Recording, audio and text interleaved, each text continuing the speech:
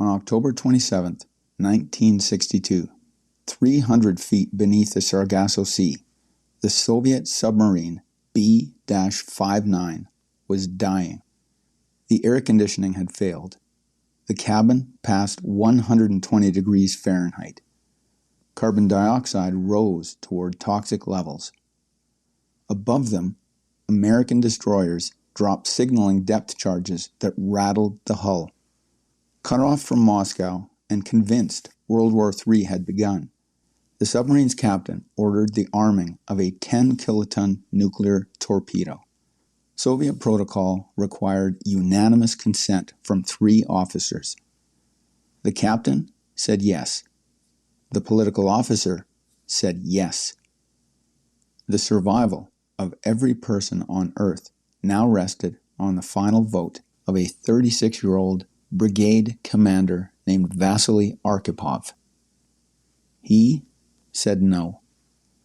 In that suffocating pressure cooker, every biological impulse screamed to strike back, to fight, to do something, because doing nothing felt like certain death.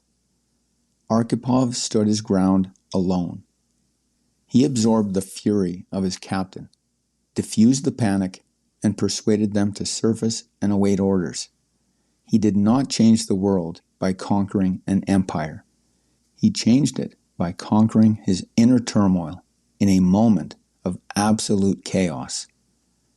This is what I mean when I say virtuous self-control is the lever that moves the world to a better place.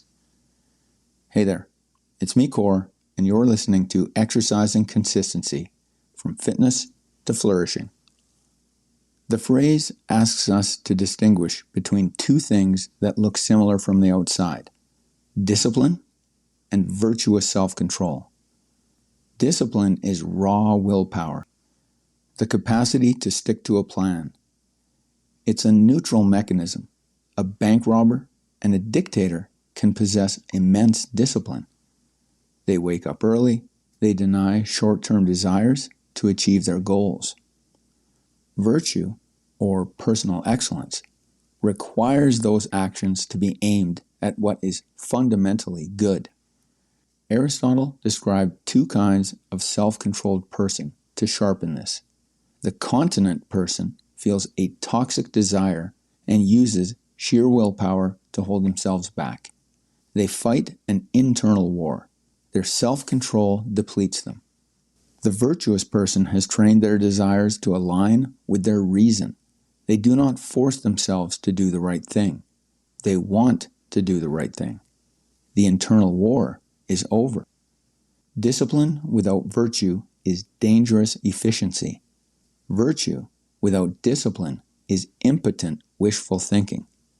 Virtuous self-control names the union.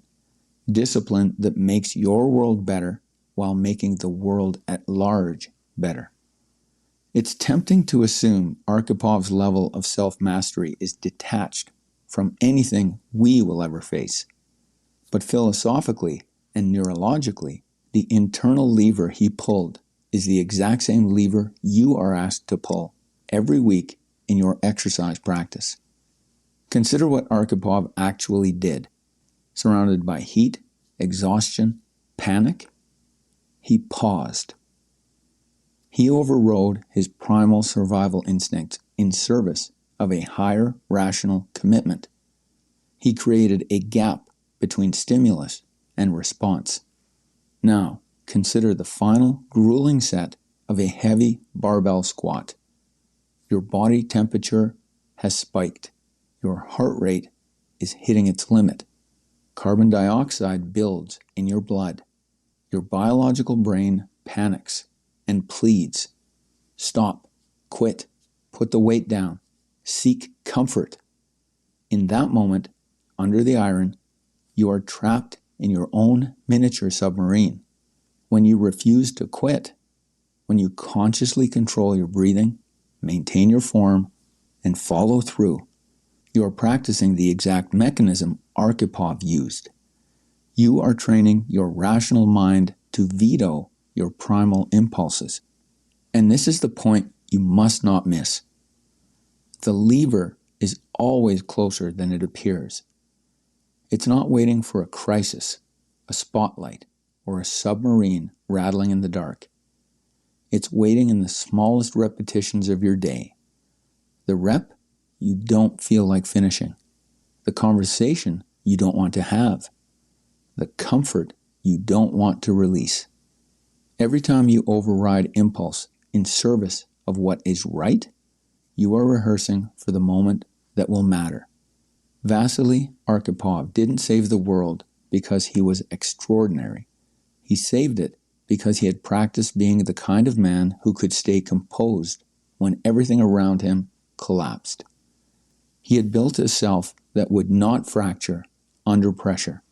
So will you, because every act of virtuous self-control, every time you choose alignment over impulse, principle over panic, reason over reflex, you are shaping the kind of person who can be trusted with a lever that affects more than just your own life. The world does not change when you finally face a dramatic moment. The world changes because you have trained yourself to meet that moment well. Train now so that when it's placed in your hands, it holds.